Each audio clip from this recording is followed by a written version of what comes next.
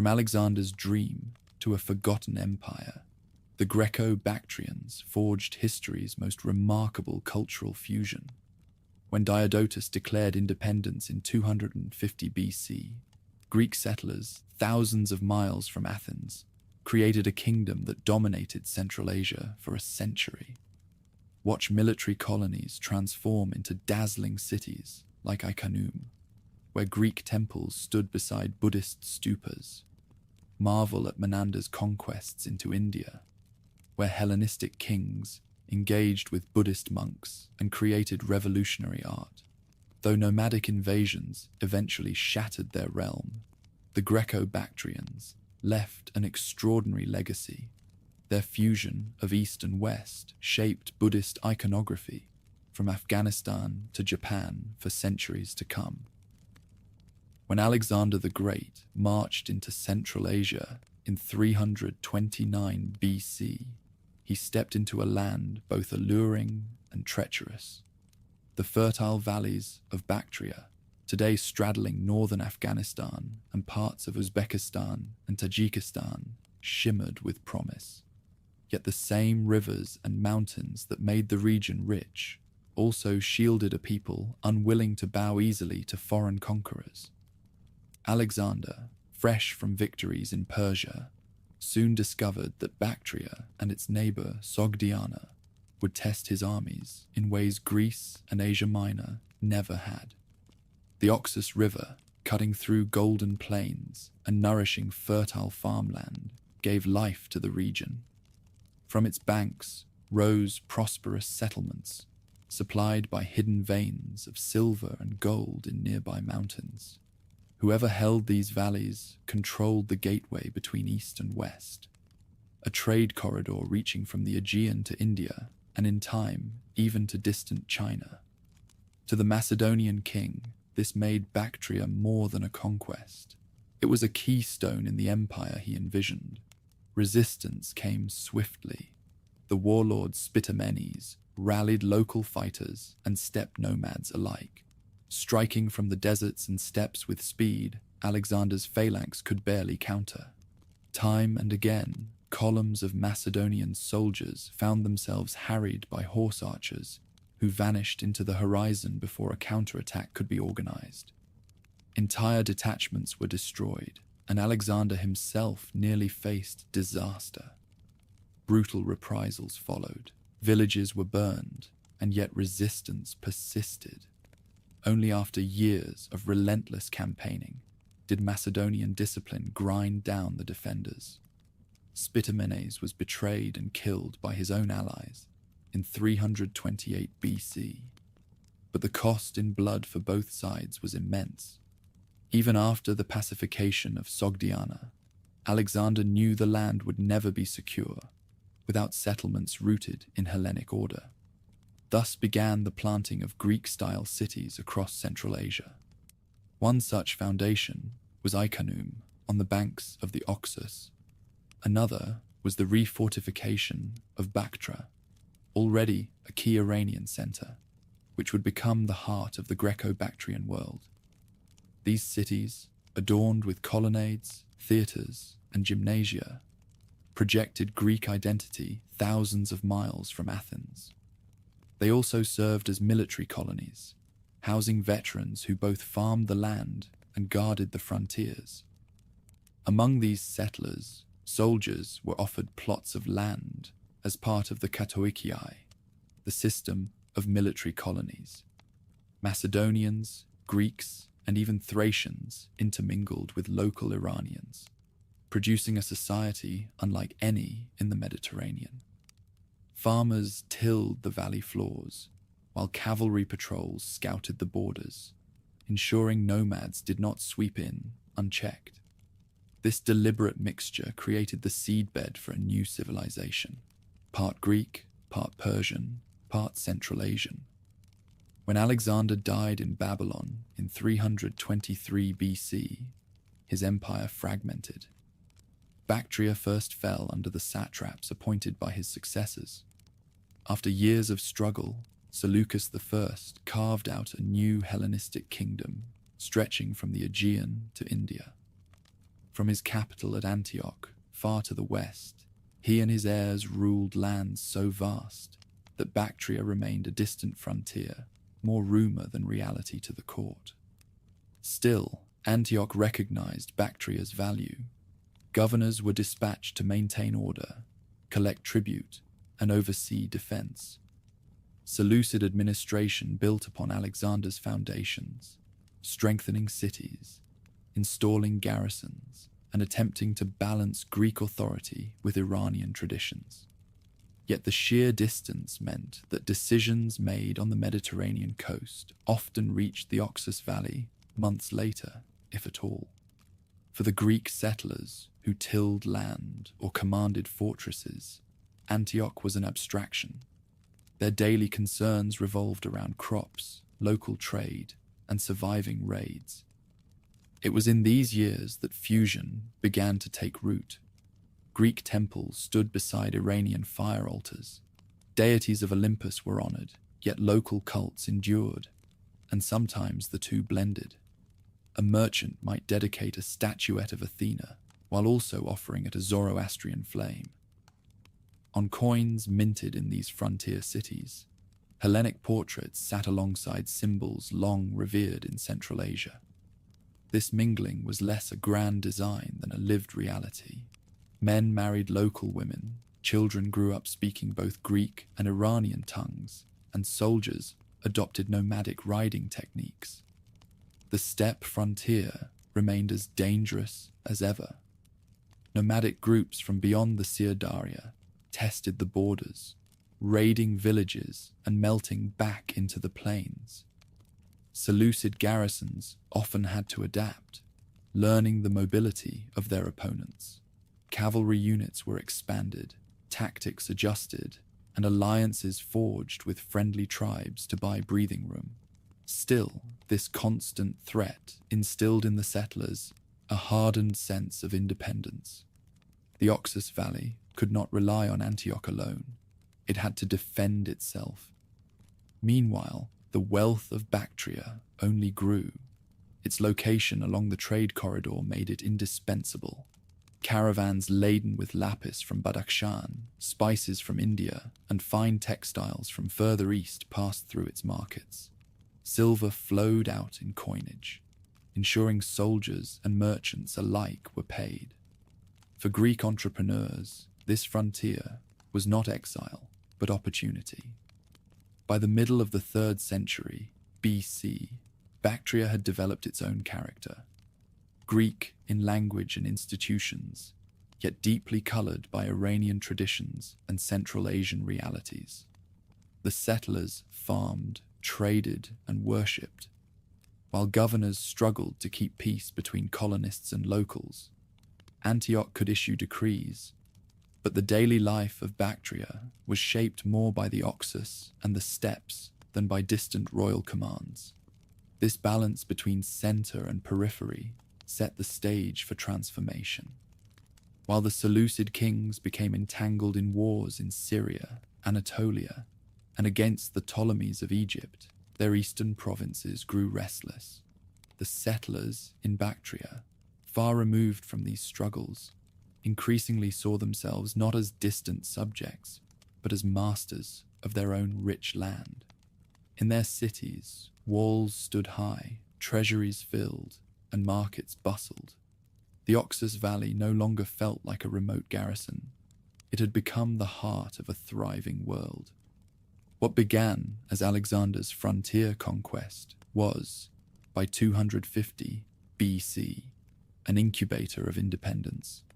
The Greek and Iranian settlers who lived, fought, and prospered here were no longer just colonists of a Mediterranean empire. They were the precursors of a kingdom that would soon break away, proclaiming itself sovereign and forever altering the story of Hellenism in Asia. When the Seleucid Empire stretched at its widest, from the Aegean to the Hindu Kush, its kings believed they held the loyalty of Bactria. Satraps were appointed, garrisons stationed, taxes collected. Yet the vastness of Seleucid lands made the Oxus frontier both rich and remote. To the merchants of Antioch, Bactria was a source of silver and trade revenues. To the soldiers who lived there, it was a homeland surrounded by mountains and steppes. It was in this crucible that Diodotus, the Seleucid governor of Bactria, began to emerge. His role at first was simple: enforce royal commands, maintain defenses, and forward taxes westward. Yet he presided over one of the most fertile and strategic provinces in the empire.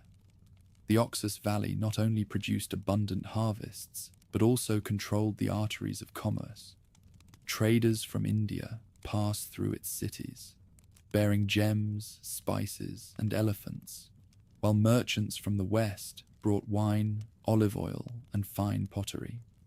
This wealth accumulated in Bactra, the provincial capital, giving its satrap more influence than his counterparts elsewhere. Seleucid kings in Antioch had little time to consider the concerns of this eastern province. Rivalries with Egypt, wars with Pergamon, and constant rebellions in Asia Minor consumed their attention. Messages to Bactria took months, and enforcement of policy was left largely to local commanders. Diodotus thus enjoyed a degree of autonomy uncommon for a governor. He collected tribute, commanded armies, and dispensed justice with minimal interference. Over time, settlers and local elites alike looked less to Antioch and more to him for leadership. The middle of the 3rd century BC brought opportunity.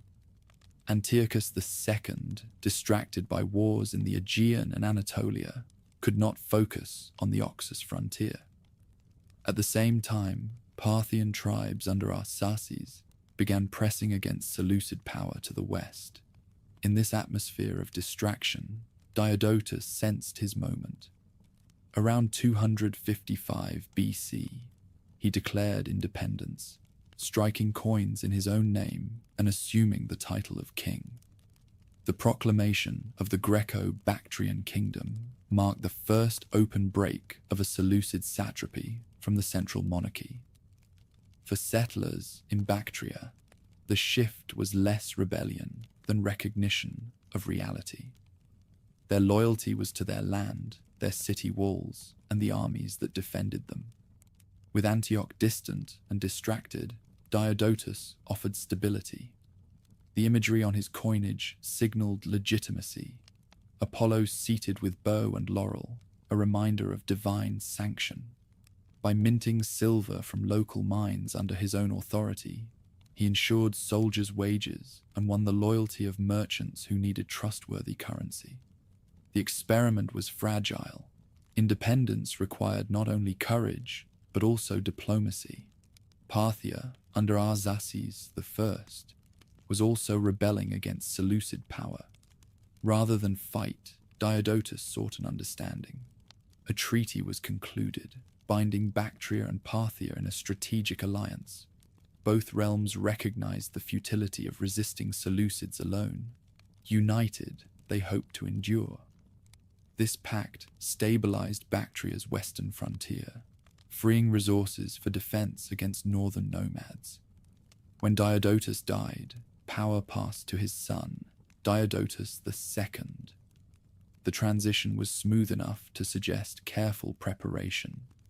Yet the younger ruler inherited a kingdom still precarious. The Seleucids had not yet abandoned claims to Bactria, and local loyalties remained divided. Some Greek settlers clung to old ties with Antioch, while Iranian nobility weighed whether the new monarchy would respect their privileges. Diodotus II, therefore, had to balance competing factions while holding together a realm of soldiers, farmers, and traders. The alliance with Parthia proved both shield and sword. With their combined strength, Bactria and Parthia presented a united Eastern bloc against Seleucid attempts to reconquer. For a time, the balance held. Coinage from this era depicts Zeus and thunderbolts, symbols of supreme authority, suggesting Diodotus II sought to emphasize divine power as much as political control. In the markets of Bactra and Iconium, His silver circulated widely, evidence of functioning administration. Still, beneath the surface, tensions brewed. Independence had created opportunities, but also uncertainties. Ambitious generals eyed the throne, settlers argued over land distributions, and local lords questioned whether Greek kings would respect ancestral traditions. Fragile unity depended on the personal authority of the ruler, and in this, Diodotus II lacked the charisma of his father. Conflicts soon followed. Sources are fragmentary, but signs of internal strife emerge from numismatic evidence and later accounts. Competing coinages hint at disputed loyalties, as though rival factions challenged central authority. In such conditions, loyalty to a distant monarch weakened, and the cohesion of the fledgling kingdom faltered. It was during this unstable period that a new figure rose, Euthydemus, a man of mixed Sogdian and Greek heritage. His opportunity came precisely because the Diodotid dynasty struggled to maintain firm control.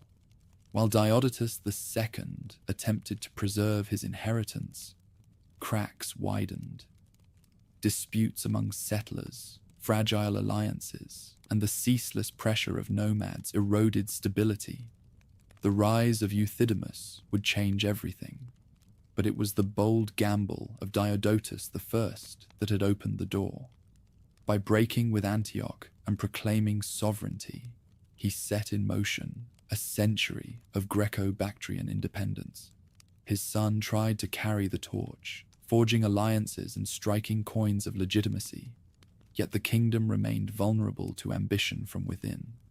The fragile balance of loyalty, wealth, and arms that defined Bactria in this era was about to tip toward upheaval, setting the stage for conquest and transformation. Ambition in Bactria did not end with Diodotus II. From the northern frontier came a man who would alter the course of the young kingdom, Euthydemus. His background was mixed, with ties to Greek settlers, but roots also in Sogdian soil. That blend gave him both the education of a Hellenic noble and the pragmatism of a frontier fighter. In an era when lineage and power were often contested, such hybridity could be a liability or a source of strength. Rather than wait for legitimacy through inheritance, Euthydemus seized it. Around 230 BC, he gathered loyal soldiers, many veterans hardened by campaigns against nomads, and challenged the faltering Diodotid line. The clash was swift and decisive. Coins of Diodotus II vanish from the archaeological record, replaced by issues bearing the face of Euthydemus himself. His victory was more than a coup. It marked a new dynasty, claiming the right to rule not just by inheritance, but by strength of arms. The throne he took was no easy prize. To the north, nomadic raids battered the frontiers. Cavalry columns from the steppes swept across the Syrdaria, looting villages and vanishing into the grasslands. Euthydemus recognized that survival required adaptation. He expanded his mounted forces, recruiting Iranian nobles and even incorporating nomadic allies. The heavy cavalry of Macedonia was supplemented with lighter, swifter riders skilled in archery and rapid maneuvers. This hybrid style of warfare allowed the Greco-Bactrian army to match its enemy's mobility while still retaining the discipline of phalanx and mailed horsemen. To the west lay Margiana, an oasis-rich region that controlled approaches from Parthia. Euthydemus pushed his influence there, strengthening defenses and ensuring that Bactria's lifelines were not severed. By integrating Margiana into his sphere, he built both a buffer and a resource base for future wars. Trade caravans moving between Persia and Central Asia now passed under his watch, swelling his treasury with tolls and taxes. Such growth did not go unnoticed. The Seleucid court still considered Bactria its possession, lost temporarily to rebellion. Antiochus III, who came to power in 223 BC, resolved to restore what his predecessors had let slip away. By 209 BC, he turned his attention east, leading a massive expedition across Persia toward the Oxus frontier. His campaign was methodical. Cities were retaken, rebellious satraps subdued, until his army stood before Bactria itself. Inside the walls, Euthydemus prepared for the trial of his reign. The city's defenses had been rebuilt in stone and brick, its gates reinforced, its granaries filled. Citizens and settlers alike were drawn into the effort, for they knew that defeat meant annihilation. The siege that followed stretched on for nearly 2 years, a testament to the city's strength and the determination of its defenders. Accounts describe a grinding contest. Seleucid siege engines battered walls while tunnels were dug beneath towers. The defenders countered with sorties, burning rams, and collapsing mines. Supplies dwindled, disease crept in, and morale frayed on both sides. Antiochus himself reportedly urged his men to endure, promising rich rewards once the stubborn city fell. Yet each assault was repelled, and the Oxus Valley's stubborn heart held firm. By 206 BC, exhaustion set in. Antiochus recognized that further investment of men and resources risked collapse elsewhere in his empire. Euthydemus, though strained, had shown resilience and skill. Rather than pursue endless bloodshed, the two kings sought terms. Envoys met between the lines, and a remarkable settlement was forged. The treaty carried both symbolism and substance. Antiochus agreed to recognize Euthydemus as legitimate ruler of Bactria, ending the fiction that the land remained a rebellious satrapy. In return, Euthydemus offered tribute, including a gift of war elephants, beasts prized in Hellenistic armies for their power and spectacle. More importantly, a marriage alliance was arranged. Demetrius, son of Euthydemus, was betrothed to a daughter of Antiochus. This union bound the two dynasties together, turning enemies into uneasy partners. Recognition transformed the Greco-Bactrian kingdom. No longer an outlaw regime, it now stood as a sovereign state acknowledged by the most powerful monarch of the age. Euthydemus had not only defended his throne, but elevated it. His coins began to emphasize legitimacy, portraying him with diadem and titles befitting a king. The image projected was not of a usurper, but of a rightful ruler, sanctioned by divine favor and international diplomacy. Behind the walls of Bactria, recovery began. Fields devastated during the siege were replanted, trade routes reopened, and soldiers rewarded for their endurance.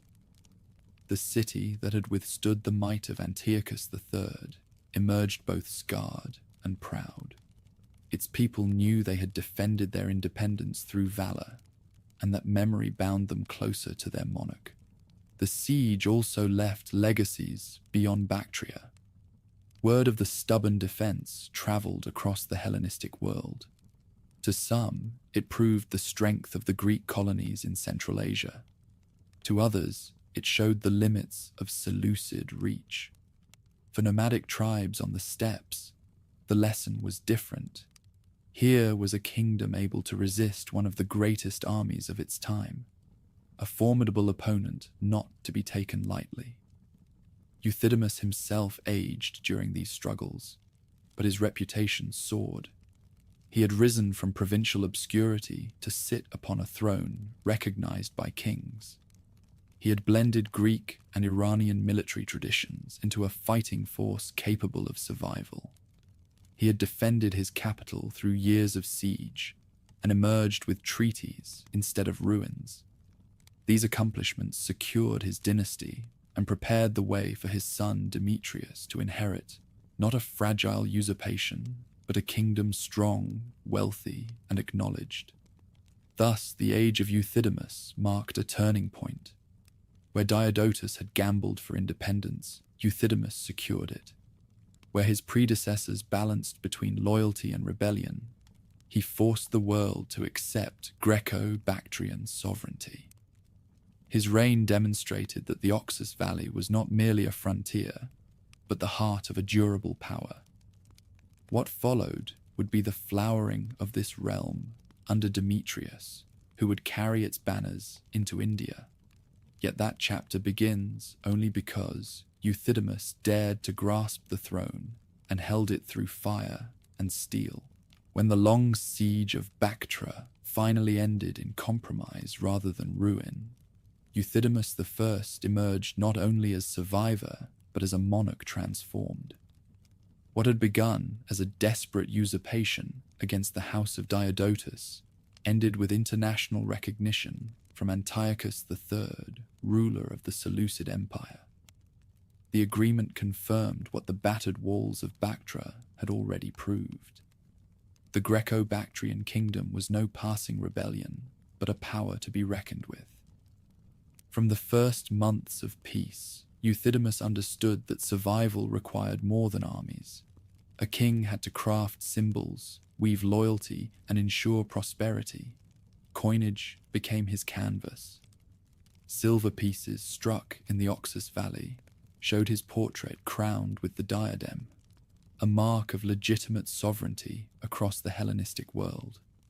On the reverse appeared Greek gods, Zeus hurling thunderbolts, Heracles leaning on his club, reminders that his authority stood under divine sanction. Every trader who counted these coins, every soldier paid in them, absorbed the message. Euthydemus was no pretender, but a rightful king. He went further. His son, Demetrius, appeared alongside him in certain issues, the young prince's profile sharing space with his father's. This was more than family pride. It was dynastic strategy. By presenting an heir during his own lifetime, Euthydemus reassured generals, administrators, and settlers that continuity was assured. The trauma of civil strife, still remembered from the fall of the Diodotids, would not be repeated if he could prevent it. While coins carried images, daily life carried reassurance. The Oxus Valley, ravaged by years of campaigning, once again flourished. Caravans returned to their roots, bringing ivory and cotton from India, lapis lazuli from the mountains, and silk from mysterious eastern lands. In exchange, Bactrian silver and Greek pottery flowed outward. Markets bustled in Iconium, where Greek columned halls shaded merchants, and in Bactra, where Iranian nobles mingled with Macedonian settlers. Prosperity softened memories of war, making loyalty to the new dynasty easier to accept. Religious life illustrated the kingdom's character. Greek temples rose with statues of Apollo and Athena, their lines modelled on structures far to the west. Yet only streets away, Zoroastrian fire altars burned brightly, tended by priests chanting in Iranian tongues. Instead of crushing rivals, Euthydemus tolerated this diversity. Worshippers might dedicate offerings to Zeus in the morning and still honor the sacred flame at dusk. This balance not only prevented unrest, but created a society where dual traditions could thrive together. Artisans captured the blending in their work. Pottery, painted with Greek motifs, incorporated steppe animal designs.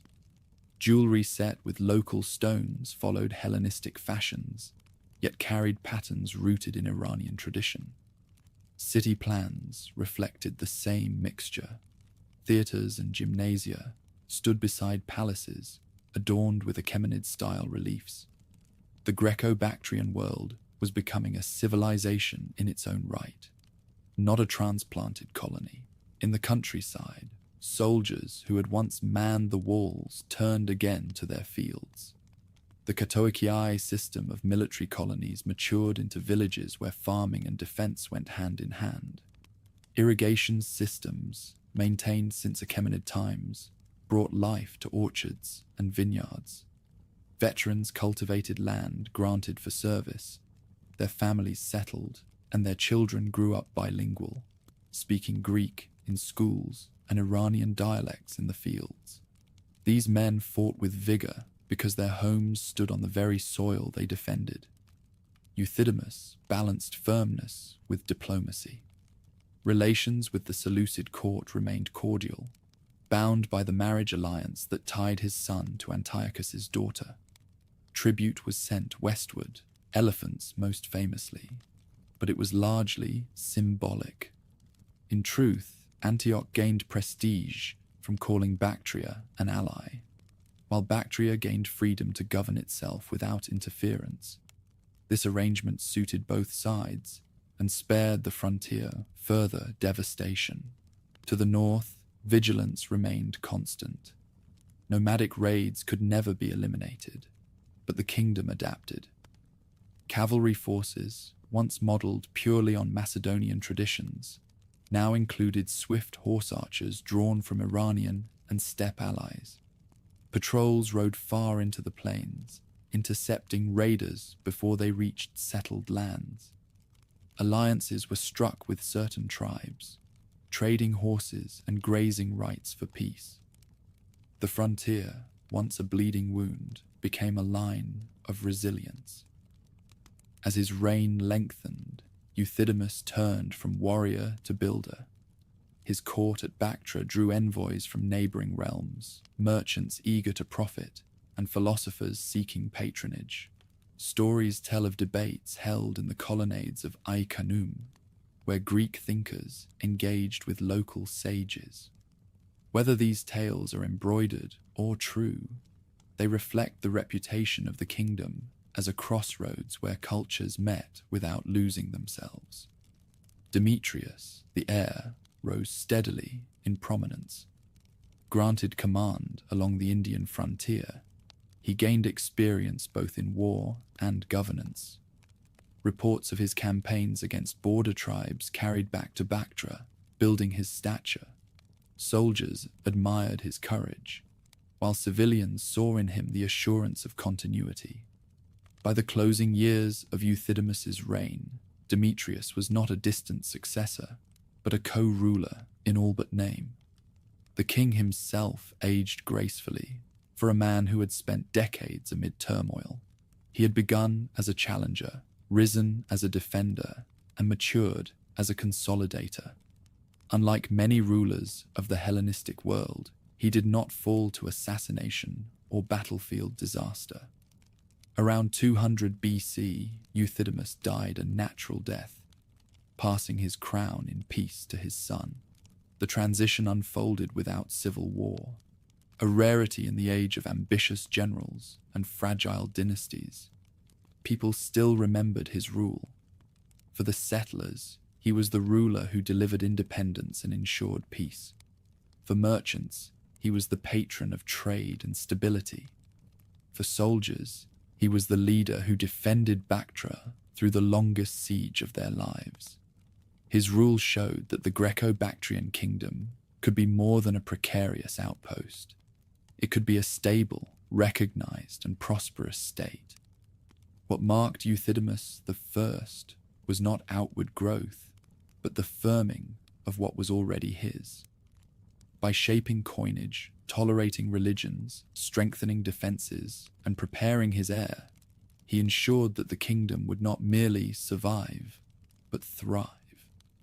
His death did not close a chapter with uncertainty. Instead, it opened a new one under Demetrius, who would carry the banners of Bactria into India. The secure foundations laid by his father made such ambitions possible. When Euthydemus I died around 200 BC, his throne passed without turmoil to his son, Demetrius. The peaceful succession itself was remarkable, in an age where dynasties often collapsed in blood. It also meant that the young king inherited not a fragile realm, but a strong and recognized kingdom, its coffers filled by trade and its armies battle-tested. Demetrius, however, was not content to preserve what his father had built. His ambitions carried him across the Hindu Kush and into India, where he would lay the foundations of an Indo-Greek world. The timing of his rise was crucial. To the south, the Mauryan dynasty, which had ruled most of India since the days of Chandragupta and Ashoka, had weakened. Around 185 BC, the last Mauryan emperor was overthrown by his general Pushyamitra, who founded the Shunga dynasty in the Ganges plain.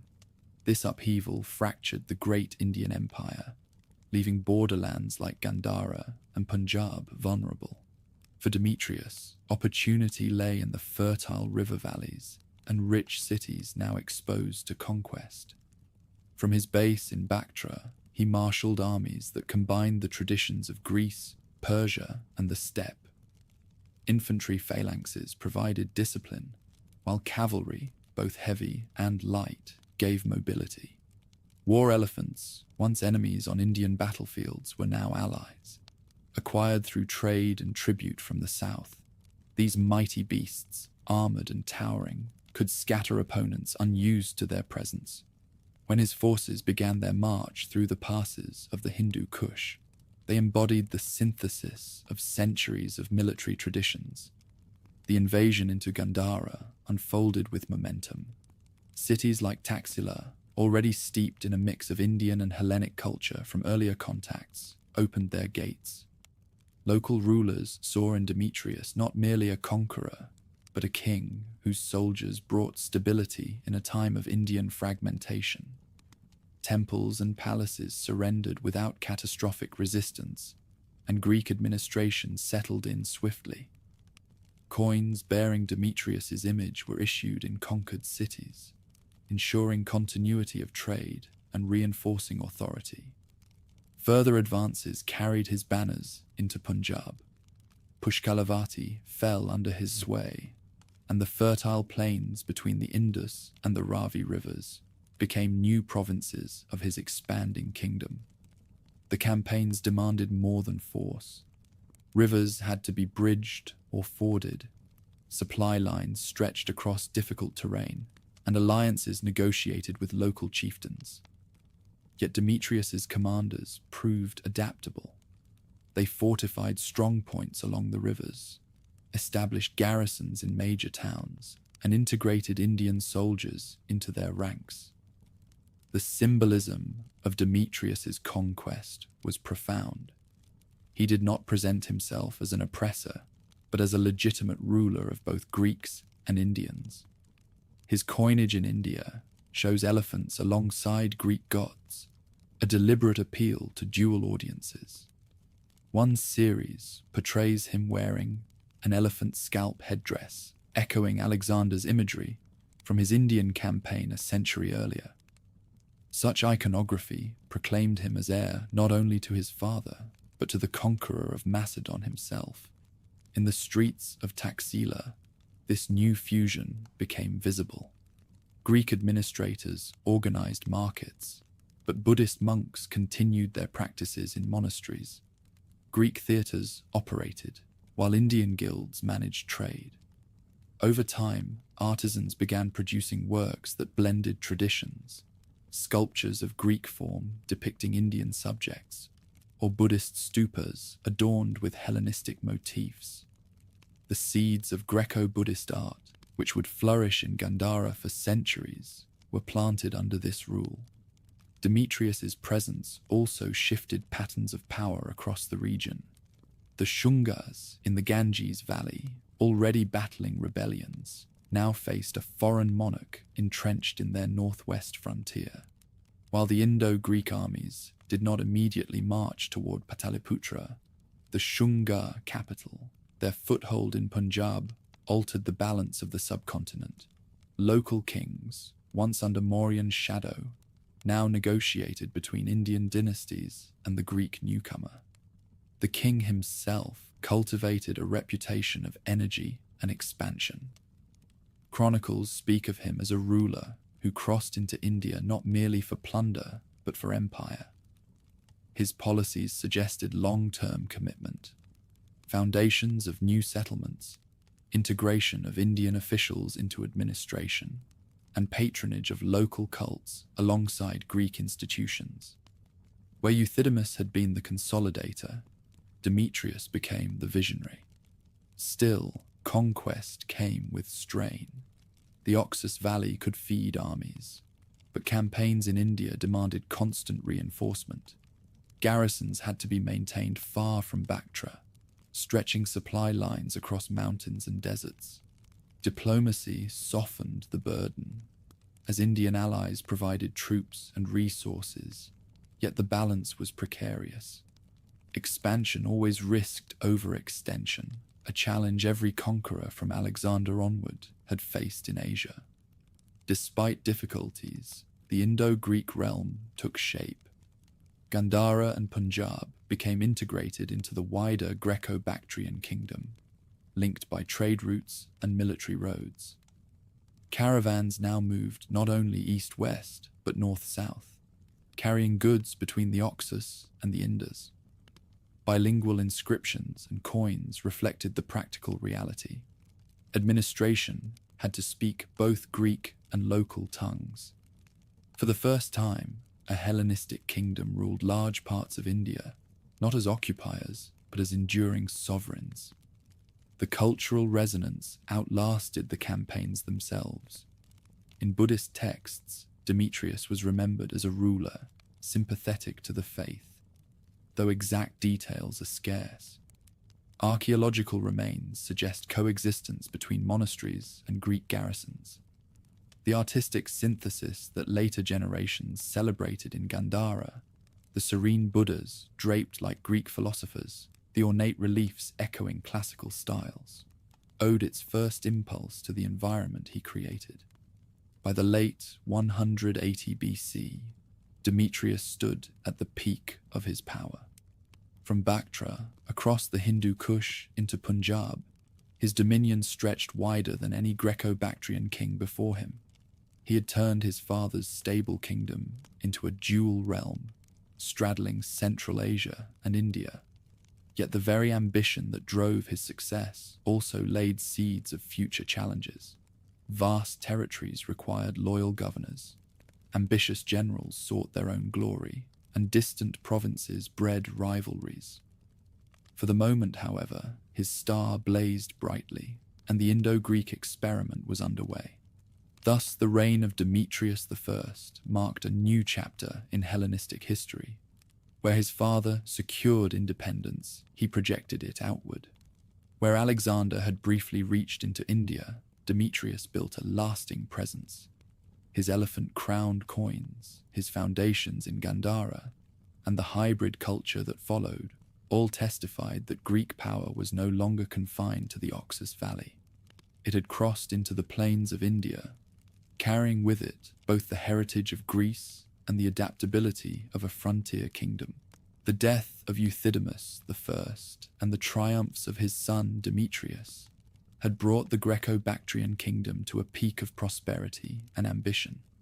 Yet the very breadth of Demetrius's conquests opened space for others to rise. Among those who emerged was Antimachus, a figure whose origins remain debated, but whose impact would shape the kingdom's trajectory in the mid-2nd century BC. Antimachus styled himself with the epithet Theos, the god. In an age when Hellenistic kings often reached for divine associations, this claim was bold even by contemporary standards. His coinage presented him not merely as a mortal ruler, but as one touched by divinity. Portraits showed him stern and commanding, while reverses displayed images of Nike, the goddess of victory, or Zeus enthroned, symbols that reinforced both piety and power. By circulating such imagery, he attempted to elevate his reign above the struggles of ordinary succession. His authority took shape while Demetrius's armies were still campaigning in India. As the young conqueror pushed deeper into Punjab, administration in the Oxus Valley and surrounding regions needed strong hands. Antimachus stepped into this vacuum. Whether he was a relative of Euthydemus or a trusted general promoted by necessity, sources are unclear. What is certain is that he exercised control over western Bactria and sought to extend his sway over neighboring provinces. The challenge he faced was immense. The Greco-Bactrian kingdom now stretched across two very different worlds: the settled farmland of the Oxus Valley and the newly won cities of Gandhara and Punjab. Maintaining cohesion across mountains, deserts, and rivers demanded coordination that few ancient states could manage. Messages took weeks to travel. Governors often acted on their own initiative. Local populations had to be won over or subdued. Antimachus, presiding over the western half of the realm, became both stabilizer and aspirant. In Bactra, he emphasized continuity. Temples rebuilt after the siege years continued to host festivals. Gymnasia trained the youth, and markets thrived. His coins, struck in abundance, assured soldiers of pay and merchants of reliable currency. Beyond mere economy, coinage became propaganda. By inscribing the title Theos, he presented himself as a monarch whose legitimacy came not only from arms, but from divine sanction. This was essential in a realm where rival claimants might appear at any moment. Yet divine pretensions did not resolve the problems of empire. Holding vast territories required constant vigilance. Nomadic tribes pressed at the northern frontier, and in the west, Parthian power was growing under rulers eager to expand beyond their Iranian heartlands. Antimachus dispatched cavalry patrols into Margiana and fortified strongholds along trade routes. These measures slowed incursions but could not eliminate the pressure. Relations with Indian territories added further strain. Demetrius's governors in Gandhara and Punjab acted with semi-independence, issuing coins in their own names and cultivating local elites. While they still acknowledged the broader Greco-Bactrian kingship, their distance from Bactra gave them freedom to maneuver. Antimachus thus ruled a kingdom that looked unified on maps, but functioned as a patchwork of semi-autonomous regions. Still, his reign was not without achievement. Trade continued to enrich the realm. Caravans moved between Mesopotamia and India, their routes secured by Greek garrisons and fortified oases. Greek silver coins circulated widely, evidence of economic integration. Artistic life thrived as well. In Iconium, artisans blended Hellenistic and local motifs, producing works that echoed both Athens and Persia. Under Antimachus, this hybrid culture deepened, reinforcing the distinct identity of the Greco-Bactrian world. The monarch also pursued self-promotion beyond coinage. Inscriptions suggest dedications to gods in his own name, highlighting his piety. Festivals may have celebrated his victories, though records are scarce. By presenting himself as divinely favored, he sought to counterbalance the charisma of Demetrius, whose campaigns in India captured imaginations. Antimachus's divine kingship was his answer to a world where conquest often overshadowed administration. Tensions eventually surfaced. The simultaneous rule of multiple claimants became increasingly common in the Greco-Bactrian sphere, as distant provinces saw opportunities to assert independence. Coin hoards from this period contain pieces struck by Antimachus alongside those of Demetrius's heirs, showing overlapping jurisdictions. Far from a single, centralized kingdom, Bactria was evolving into a constellation of competing monarchs, each asserting legitimacy. For ordinary settlers, the struggles of rival kings mattered less than survival and prosperity. Farmers along the Oxus Valley continued to plant grain, tend vineyards, and raise livestock. Merchants kept markets alive, exchanging goods from east and west. Soldiers remained stationed at garrisons, guarding against raids. Even as dynastic rivalries simmered, daily life carried on under the structures established by earlier rulers. Antimachus's end remains obscure. Some sources imply he was overthrown, others that he died in battle.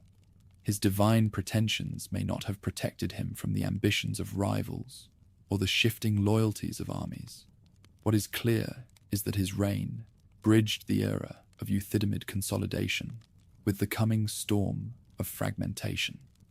His self-deification, once a daring claim, became a precedent for later rulers who also sought legitimacy through divine imagery.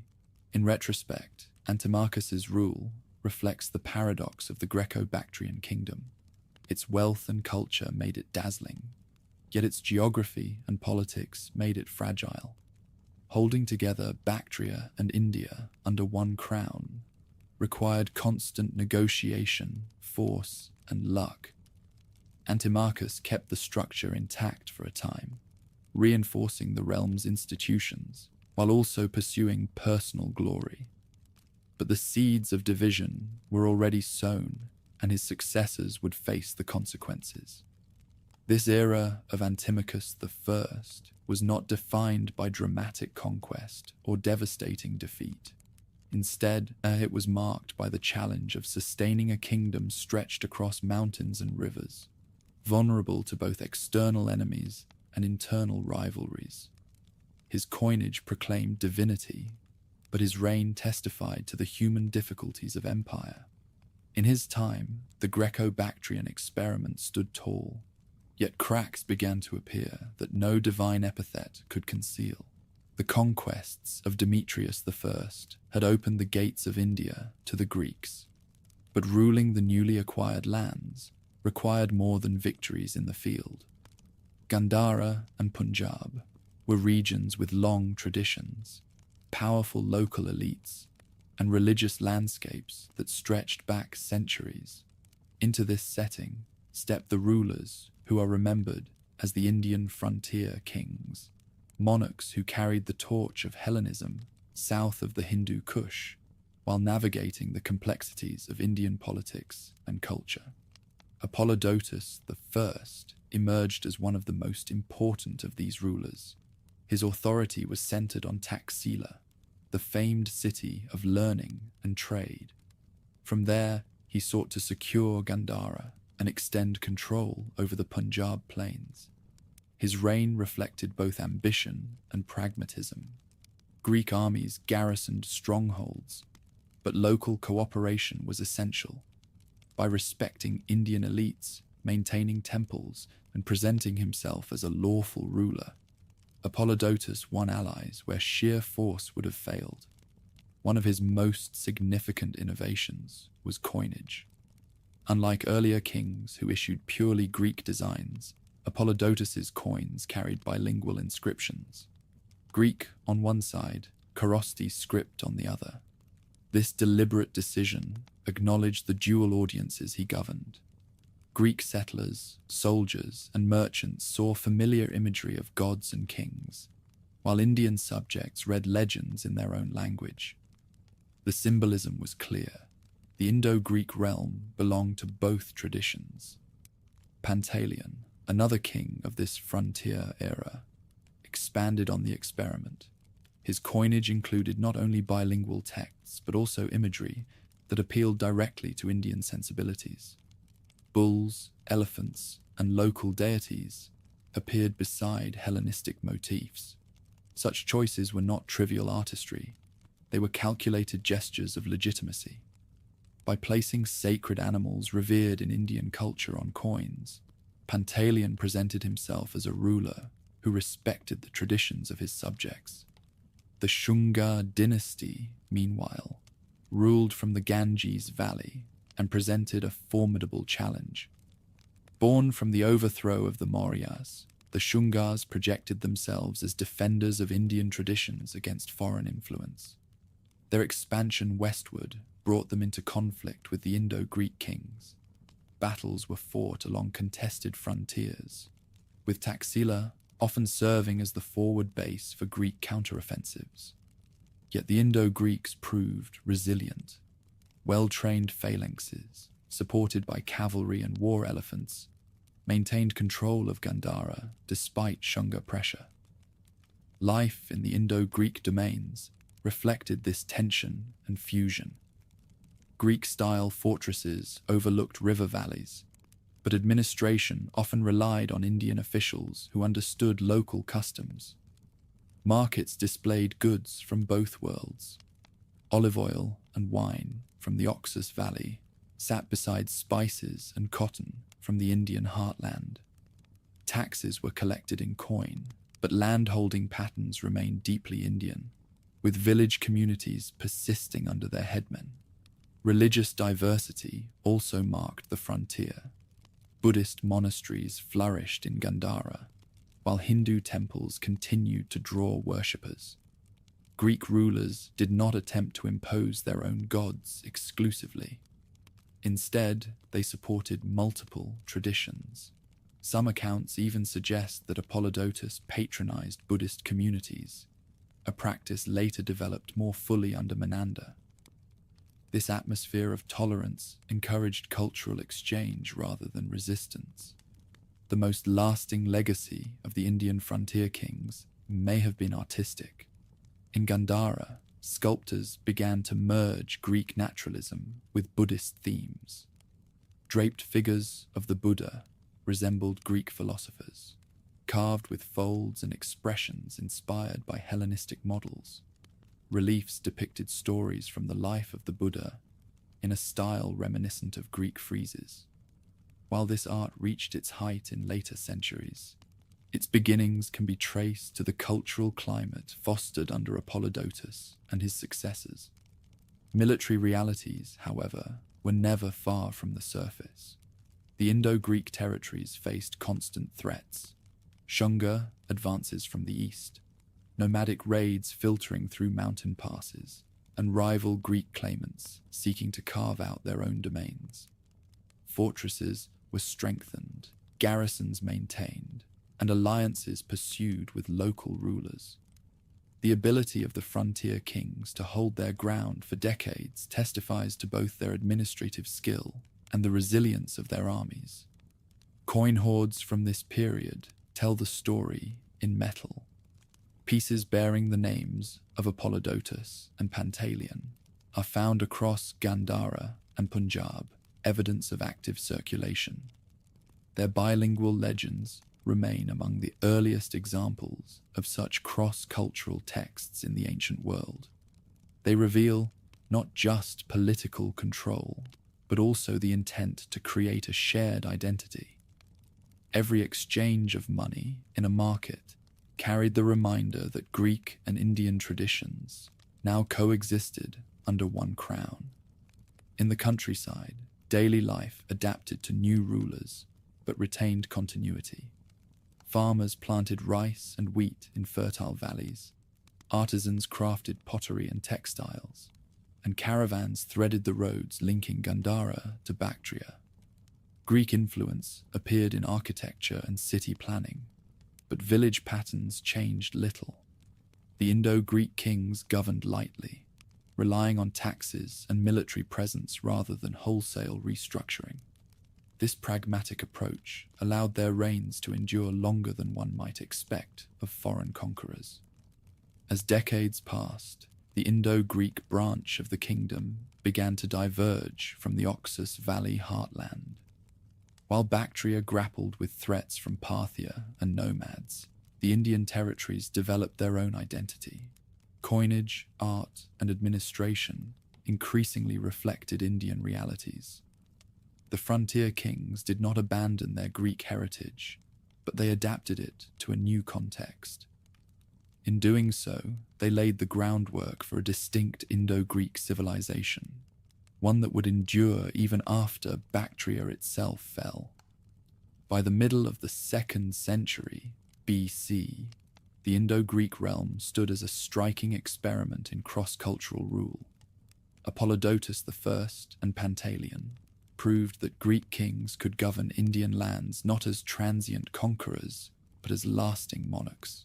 Through bilingual coinage, religious tolerance, and artistic patronage, they demonstrated flexibility rare in their age. Yet their achievements also foreshadowed the challenges ahead. Distance from Bactria meant increasing independence, and the growing divergence between Bactrian and Indian politics would soon reshape the entire Hellenistic presence in Central and South Asia. The Indian frontier kings carved a unique chapter in the story of the Greco-Bactrian world. They were heirs to Alexander's dream of crossing into India, but they were also something new, rulers who bridged cultures with deliberate policies and enduring legacies. Their coins remain in museums, their artistic influence visible in Gandhara's masterpieces, and their example a testament to the possibilities and perils of governing across civilizations. The middle of the 2nd century BC brought a figure whose ambition and brutality reshaped the Greco-Bactrian world: Eucratides. His origins are obscure, debated by scholars, ancient and modern. Some believe he descended from a collateral branch of the royal house, others that he was a general who seized power through force. Whatever his background, he rose amid the growing fracture of the kingdom, proclaiming himself ruler and eventually taking the epithet the Great. His ascent was violent. The heirs of Demetrius still held sway in parts of India, striking coins and commanding troops. Yet in Bactria proper, Eucratides launched a coup, ousting rivals and installing himself in Bactria. Coins bearing his image quickly replaced those of his predecessors, showing him with stern features and the royal diadem. On reverses appeared depictions of Castor and Pollux, the twin horsemen of Greek myth, guardians of warriors. The choice was deliberate. Eucratides presented himself as defender of the realm, a leader with divine protectors. From the beginning, his reign was contested. Indo-Greek monarchs descended from Demetrius resisted his claims, and battles erupted across Afghanistan and northern India. Ancient writers describe campaigns in which Eucratides led forces of 60,000 against his enemies, though such numbers may be exaggerated. What is clear is that war consumed his rule. Victories were hard won, defeats costly, and the kingdom suffered under the strain. Despite the turmoil, Eucratides achieved significant expansion. He pushed westward, consolidating territories near Parthia and reclaiming lands that had drifted away from Bactrian control. In these campaigns, he displayed tactical flexibility. His armies combined the phalanx with cavalry maneuvers, deploying heavily armored horsemen to smash enemy lines while infantry held firm. Nomadic horse archers were incorporated as auxiliaries, giving his forces both punch and mobility. This blend of Greek discipline and steppe adaptability allowed him to prevail against diverse foes. Yet relations with Parthia were fraught. The Arsacid kings, once allies of Bactria, now stood as dangerous neighbors. Border skirmishes flared as both sides sought dominance in Margiana and Aria. Eucratides could not afford to neglect the western frontier, even while fighting in the east. His reign became a constant balancing act, resisting Demetrian claimants in India while containing Parthian pressure in Iran. Numismatic evidence sheds light on his ambitions. Some coins bear the proud title Basileus Megas Eucratides, King Eucratides the Great. Few Hellenistic rulers dared such a claim. By inscribing greatness upon his coinage, he announced to the world that his reign was exceptional, that his achievements warranted comparison with Alexander himself. For contemporaries, the message was unmistakable. Here was a monarch who demanded recognition as supreme. His wars with Demetrius's heirs were especially bitter. In Gandhara and Punjab, Greek kings loyal to the Euthydamid line resisted fiercely. Cities shifted hands, and coinage reveals overlapping jurisdictions, with Eucratides and his rivals minting simultaneously in the same regions. For local populations, This meant shifting allegiances and constant upheaval. Markets survived, but stability was fragile, and loyalty often depended on which army camped nearest. Despite the chaos, Eucratides maintained enough strength to commission grand works. Later writers credit him with building cities and fortifications, though specifics are scarce. Archaeological traces suggest renewed construction in Bactria during his reign, perhaps a sign of prosperity amid war. He also commemorated his victories by issuing some of the largest gold coins known from antiquity, massive medallions that testified both to his resources and his self-image. The price of his ambition was heavy. Endless campaigning drained the treasury, exhausted the populace, and fractured unity. Multiple rivals continued to mint coins, evidence of persistent civil war. Nomadic incursions, taking advantage of internal strife, raided deeper into Bactria. The kingdom bled from within and without, even as Eucratides sought to project greatness. His end was as violent as his reign.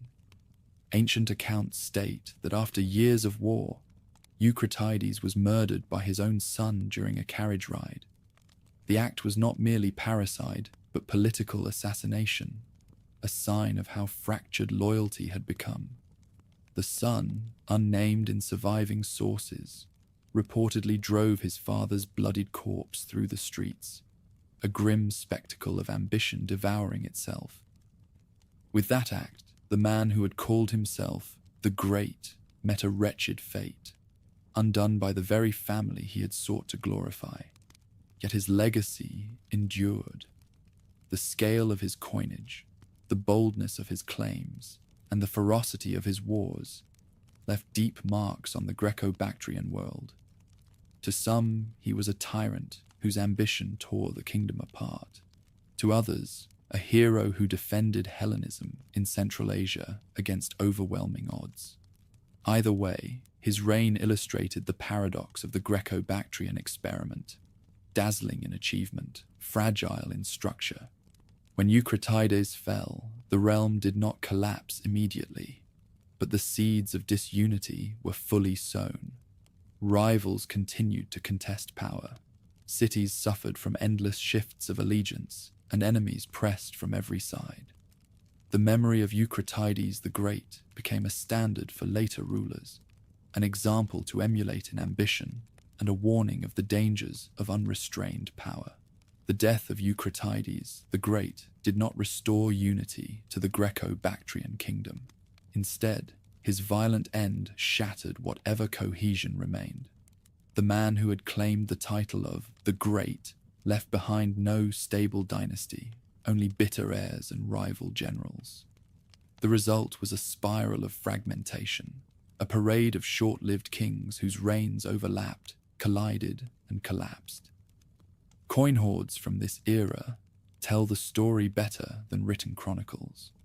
In the same caches appear issues of Plato, Heliocles, Antimachus, and others, struck in different mints but circulating side by side. Such evidence reveals a kingdom where multiple monarchs ruled simultaneously, each asserting legitimacy in their chosen territories. Where once a single portrait of authority dominated silver and bronze, now a jumble of faces reflected a fractured realm. Plato, remembered as one of Eucratides' successors, may have reigned briefly in Bactria. His coinage shows familiar Hellenistic motifs, but its scarcity suggests a limited domain. Heliocles, perhaps another descendant or rival general, appears on coins in both Bactria and India. Antimachus, possibly a relative of the earlier ruler of the same name, minted in contested areas as well. Each claimant sought recognition through silver, yet their authority rarely extended beyond the reach of their garrisons. Civil wars drained the kingdom's strength. Armies that had once defended the Oxus Valley against Seleucid kings and nomadic raiders now fought one another. Battles erupted near cities. Farmland was trampled, and villagers bore the cost of shifting allegiances. soldiers, unpaid for months, often looted the countryside or defected to rivals. Markets shrank, caravans rerouted, and the once vibrant arteries of trade through Bactria withered under the weight of instability. Meanwhile, the external pressures that had plagued earlier rulers did not pause. Parthia pressed from the west, seeking to extend its control into Margiana and Aria. Nomadic groups from the steppes continued to probe the northern frontier. In more stable times, the Greco-Bactrian army had proven capable of holding them at bay. Now, with resources consumed by internal struggles, fortresses fell into neglect and patrols grew irregular. Raiding bands penetrated deeper, seizing livestock and captives. For ordinary people, survival meant adaptation. Farmers continued to plant fields, though harvests were often seized by whichever army arrived first. Merchants hoarded coins of multiple kings, unsure whose face would hold value tomorrow. Religious life endured, with temples and monasteries offering continuity amid chaos. Yet confidence in royal authority eroded.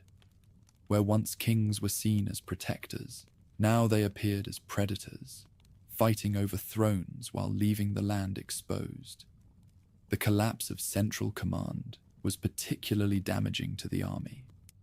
Without a unified treasury, soldiers pledged allegiance to whoever could pay.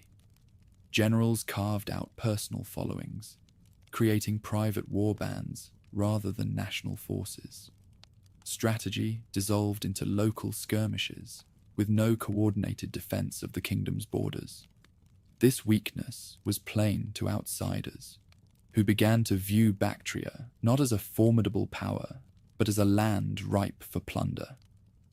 Numismatic evidence also shows a decline in quality. Earlier issues under Euthydemus and Demetrius had been finely crafted, their designs crisp and weight consistent. By the time of the civil wars, coins were often crude, struck hastily to fund immediate needs. This degradation mirrored the collapse of royal prestige. Money, once a proud medium of propaganda, became little more than a tool of survival. The fragmentation also deepened divisions between Bactria and its Indian possessions. Indo-Greek rulers, distant from the turmoil in the Oxus Valley, increasingly charted their own course. They minted coins with bilingual inscriptions and cultivated local support, while Bactrian claimants fought fruitless wars over shrinking domains. The unity that had once bound Central Asia and Northern India into a single kingdom now unraveled into two distinct spheres. Some rulers attempted to stem the decline through bold gestures. Heliocles, one of the more significant figures of this period, tried to consolidate power by striking abundant coinage and perhaps launching campaigns to reunite the fractured realm. Yet his efforts fell short. Without lasting support, each attempt at restoration faltered, and the pattern of short reigns resumed. The endless conflicts also eroded the legitimacy of monarchy itself. When kings appeared and vanished within months, the aura of divine favor and dynastic right faded. To soldiers and civilians alike, kingship became a prize of violence rather than a sacred office. This erosion of authority made it increasingly difficult for any claimant to rally lasting loyalty. By the middle of the 2nd century BC, the once mighty Greco-Bactrian kingdom resembled a patchwork of warring chiefdoms more than a centralized state. Its cities still glittered with Hellenistic architecture. Its markets still carried goods from far horizons, but its political structure was crumbling. Each civil war drained resources, each pretender weakened defenses, and each defeat emboldened enemies at the gates. The consequences soon became clear. Nomadic tribes, long held at bay, saw openings into fertile valleys. Parthian rulers, patient and calculating, pressed further east. The internal fragmentation of Bactria was not merely a domestic crisis, it was an invitation to outsiders. And unlike previous threats, the kingdom in its divided state no longer possessed the unity to resist. What had begun under Eucratides as a bid for greatness ended in disarray. The legacy of the civil wars was not expansion or cultural synthesis, but vulnerability. A land that had once withstood Seleucid invasions and projected power into India now teetered on the edge of collapse. The stage was set for external forces to deliver the final blows, reshaping the fate of the Greco-Bactrian experiment forever. The mid-2nd century, BC, was a turning point for the Greeks of Central Asia and India. Bactria itself was fracturing under rival claimants, but in the fertile valleys of the Indus and the Ganges frontier, Greek power reached its greatest expression. At the heart of this moment stood Menander I, the monarch remembered as Sota, the savior. His reign, from roughly 165 to 130 BC, was more than a chapter in conquest. It was the zenith of the Indo-Greek experiment. Menander's origins remain shrouded. Some traditions present him as a successor of Demetrius I, others as a commander who rose from the chaos of civil wars. However he began, he emerged as the dominant figure among the Indo-Greek rulers. His resources lay not in the fractured Oxus Valley, but in the Indian provinces, where Gandhara and Punjab offered both population and wealth. From these bases, he carved out an empire that rivaled anything achieved by his predecessors. Campaigns carried his armies far beyond Gandhara. Marching along the river plains, he secured Taxila and then pressed eastward.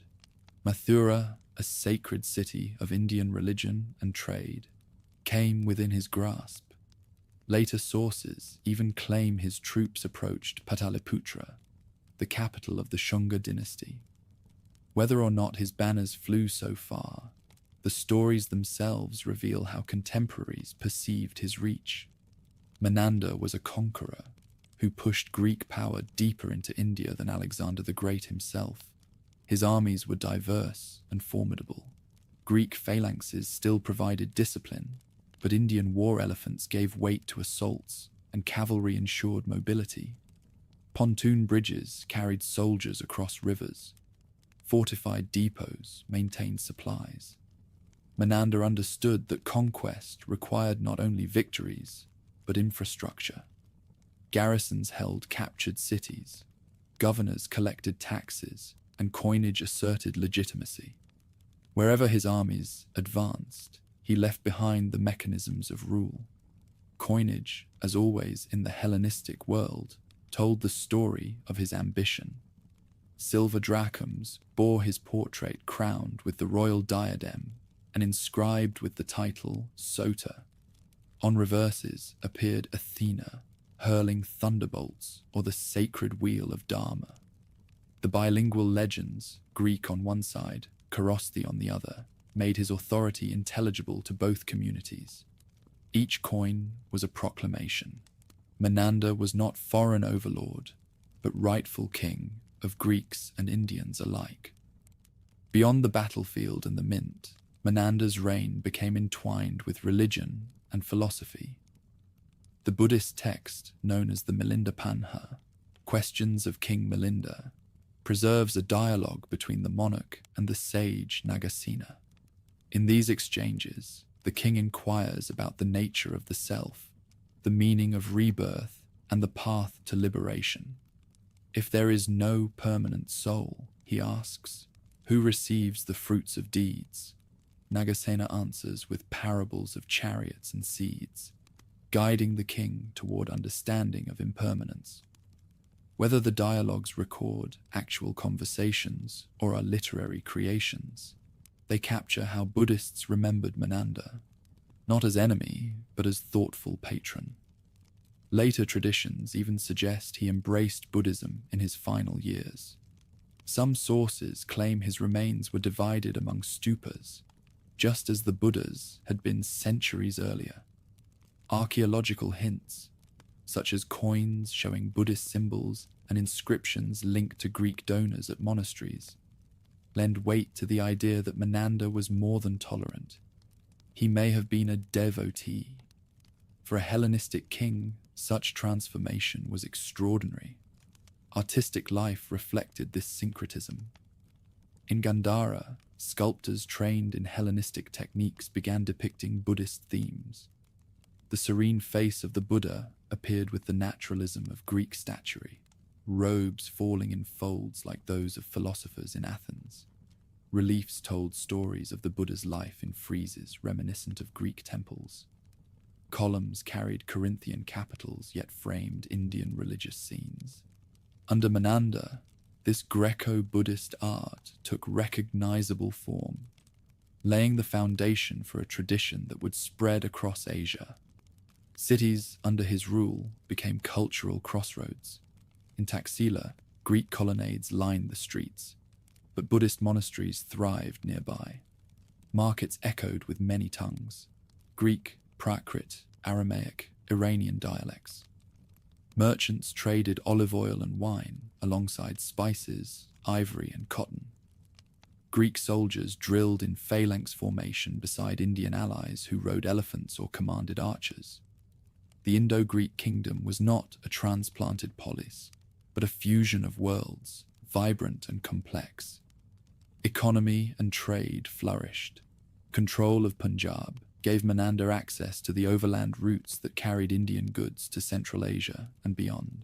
Caravans laden with gemstones, textiles, and spices traveled northward, while silver coinage and Mediterranean imports moved south. Tax revenues from these exchanges filled royal coffers, funding fortifications, armies, and patronage of religious institutions. His prosperity was visible in the sheer volume of his coinage, found today across vast regions of India and Pakistan. Relations with the Shungas remained tense. The dynasty, claiming to defend Indian traditions against foreign rule, resisted Greek advances in the Ganges plain. Battles erupted along the frontier, with Menander pressing east and Shunga forces countering west. Though the Shungas maintained their capital, they could not dislodge the Indo-Greeks from Punjab and Gandhara. For decades, Menander's realm stood as a rival power in northern India, balancing against the Shunga monarchy. Diplomacy supplemented warfare. Local rulers, especially in the borderlands, often found it more profitable to align with Menander than to resist him. By confirming their privileges and including them in administration, he secured allies who helped stabilize conquered lands. In this way, his empire endured not only through military might, but through negotiated loyalty. Menander's death around 130 BC brought a sudden end to the stability his charisma provided. Accounts vary. Some claim he died in battle, others that illness carried him away. What followed was predictable in the Hellenistic world: succession disputes. Rival claimants emerged, perhaps his widow Agathoclea acting as regent, perhaps generals staking their claims. Coinage again reveals the confusion. Multiple rulers minted simultaneously, echoing the chaos that had undone Bactria. For the Indo-Greek realm, the loss of Menander's guiding hand meant fragmentation. Yet unlike in Bactria, where nomadic invasions soon ended Greek rule, the Indian kingdoms persisted for generations. The memory of Menander remained strong, sustaining legitimacy for later kings who claimed descent or connection. Even as territories shrank under pressure from Indo-Scythians and others, his reign provided a model of what Indo-Greek power could achieve. Menander's legacy reached far beyond politics. In Buddhist tradition, he became one of the few foreign kings remembered with reverence. His dialogues in the Milindapanha are still studied as philosophical texts, bridging Hellenistic inquiry with Indian thought. In art, His patronage encouraged the birth of a style that would influence Buddhist imagery across continents. In coinage, his prolific issues demonstrated the wealth and reach of his rule.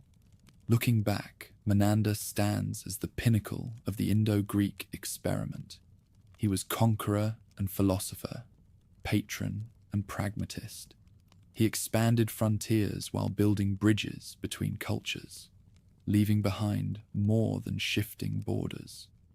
His reign showed that Greek power in India was not an echo of Alexander, but a new synthesis, capable of enduring in memory even after the political structures collapsed.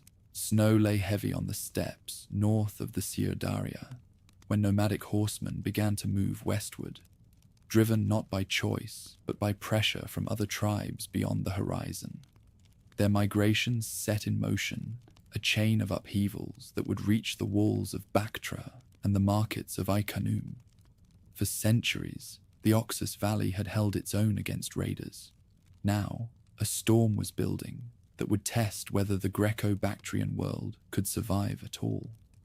The first wave came from the Sakas, known to the Greeks as Scythians. They rode in swift columns, armed with bows that could pierce armor and horses trained to wheel and scatter in formation. Villages on the frontier burned, livestock vanished, and captives were carried off into the grasslands. Greek garrisons pursued them, but rarely caught them, for the nomads lived in the saddle and vanished into the steppe whenever pressed. These raids, once sporadic, grew in scale until entire valleys trembled at their approach. Behind the Sakas loomed a greater force, the Yuezhi. Once settled in Gansu, they were pushed west by the fierce Xiongnu Confederation. Their migration displaced smaller tribes, who in turn pressed upon Bactria. By the 130s BC, this slow-moving tide of people had become a crashing wave. Unlike the Sakas, who often raided and withdrew, the Yuezhi sought new lands to settle. Their movement turned the northern frontier from a raiding zone into a battlefield of survival. Greek settlers in northern Bactria felt the shock first. Farmsteads beyond the main fortified towns were abandoned as families fled towards safer centers. The rich plains along the Oxus, once dotted with irrigation canals and villages, began to empty. Caravan routes that had carried silk, gems, and spices grew dangerous, for nomadic warbands intercepted traders and stripped them of goods. The flow of wealth that had sustained the kingdom faltered. Inside Ai-Khanoum, the jewel of Hellenism on the Oxus, anxiety filled the colonnaded streets. Soldiers drilled in the gymnasium, trying to adapt Greek formations to counter swarming horse archers. Walls were inspected and reinforced. Citizens gathered supplies, preparing for sieges that might come without warning. The city had endured prosperity and cultural brilliance. Now it faced the spectre of fire and ruin. In Bactra, the capital, kings and generals debated how to meet the threat. The phalanx, proud symbol of Greek warfare, struggled in open steppe battles.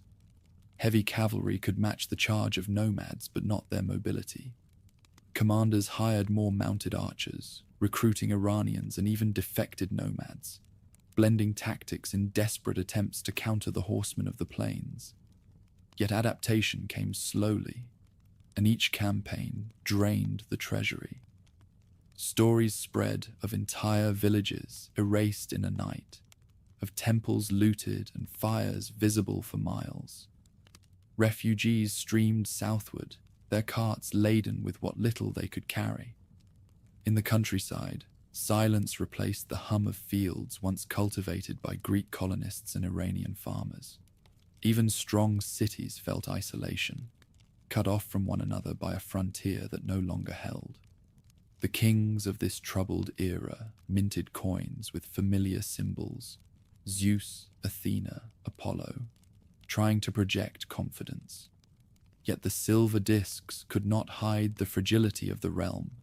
Each strike of new coinage revealed the need to pay troops constantly, to buy loyalty, and to patch defenses stretched thin.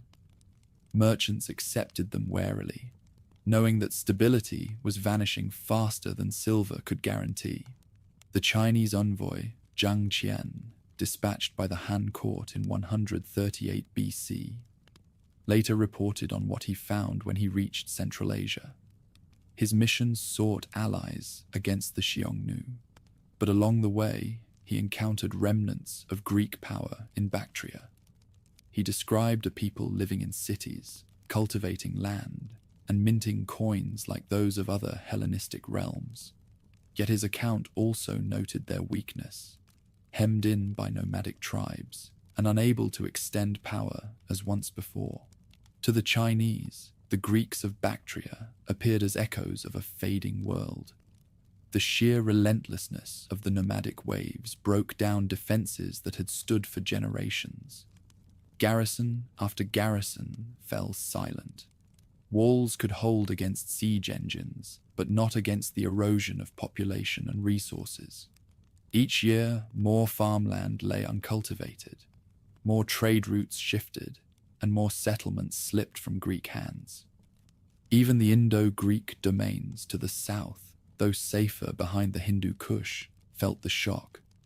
Refugees crossed the passes into Gandhara and Punjab, bringing tales of destruction. Indo-Greek kings there minted coins invoking both Greek gods and Indian symbols of protection, as if to reassure shaken subjects that stability would endure. Yet they too knew that the fall of Bactria would leave their northern flank exposed. In the Oxus Valley, a grim realization spread. The kingdom could no longer hold its lands as it once had. The settlers who had arrived with Alexander, who had built cities like Iconium with theatres and gymnasia, now faced enemies who recognized neither Greek walls nor Greek gods. The cultural brilliance of Hellenism had not faded, but it now glowed like a lamp flickering against a rising wind. By the late 130 BC, the pressure from the steppes had become existential. The Sakas devastated the countryside with lightning raids, while the Yuezhi moved slowly but inexorably, seeking new pastures and homes. Against both, the fractured and weary Greco-Bactrian kingdom stood little chance. Its rulers struggled to rally defenses, but their efforts amounted to delaying actions. The tide of migration was unstoppable, and the Oxus Valley lay directly in its path. On the banks of the Oxus River, where the Kokcha tributary meets its larger neighbor, stood Iconium, the Lady Moon. To its Greek inhabitants, it was Alexandria on the Oxus, a city founded in the age of Alexander and nurtured under his successors. For nearly 2 centuries, it had flourished as a beacon of Hellenism at the farthest edge of the known world. Its colonnaded streets, gymnasium, and theatre proclaimed that Greek culture could take root even 3,000 miles from Athens. Yet by the middle of the 2nd century BC, the jewel of Bactria stood in peril. The storm rolling down from the steppes had already broken the countryside, and Iconium was next in line.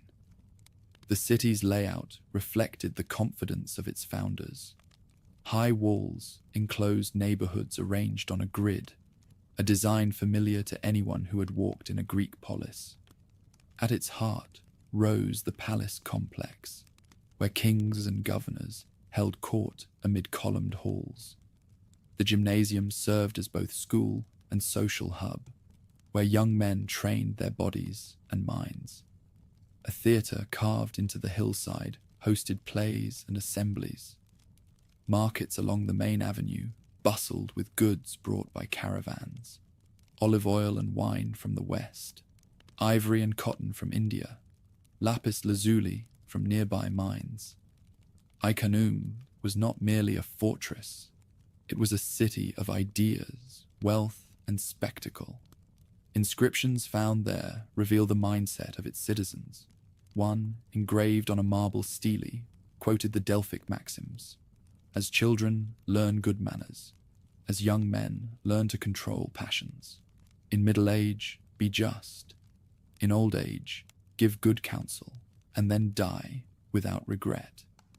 These words, carved thousands of miles from Greece, showed how settlers sought to preserve their heritage even at the empire's edge. To them, Ai Khanoum was proof that Hellenic values could endure beyond the Aegean. The treasury of the palace held silver coins, seals, and records of trade. Warehouses stored grain collected from the fertile fields of the Oxus Valley. Workshops produced pottery and jewelry blending Greek and local styles. The population was diverse: Greek settlers whose families had arrived generations earlier, Iranian farmers from the countryside, artisans from the steppes, and merchants who spoke a dozen languages. Ai Khanoum was a crossroads, vibrant yet vulnerable.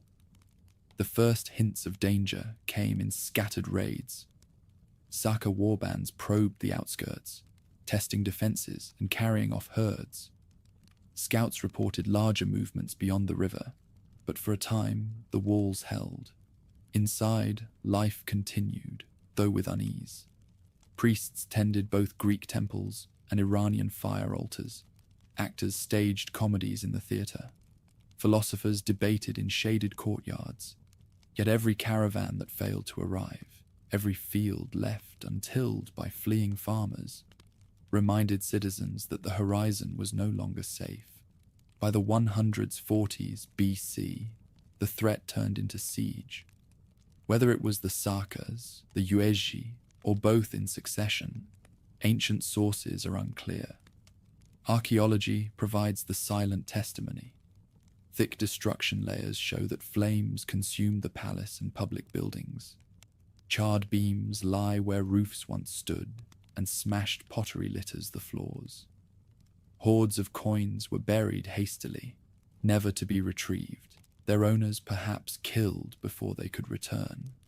Skeletons unearthed in the ruins suggest sudden violence, not orderly evacuation. The attack was relentless.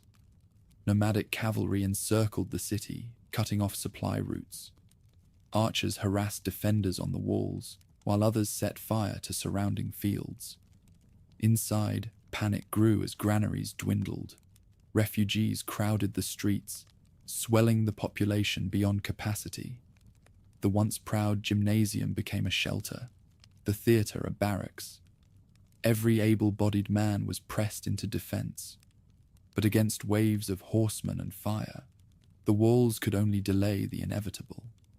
When the breach came, it was chaos. Raiders surged through the gates, looting the palace and setting temples aflame. Statues of Greek gods toppled, their marble faces shattered on the stones. The great colonnade filled with smoke as flames leapt from roof to roof. In the palace treasury, silver coins lay scattered, too heavy to carry off in haste. Families fled toward the river, only to be cut down or dragged into captivity. Ai Khanoum, once a beacon of Greek order, dissolved into fire and screams. The destruction was thorough. Archaeologists centuries later would uncover traces of hurried abandonment, jars of grain left untouched, tools lying where artisans had dropped them, jewelry hidden under floors. Entire lives were frozen in the moment of catastrophe.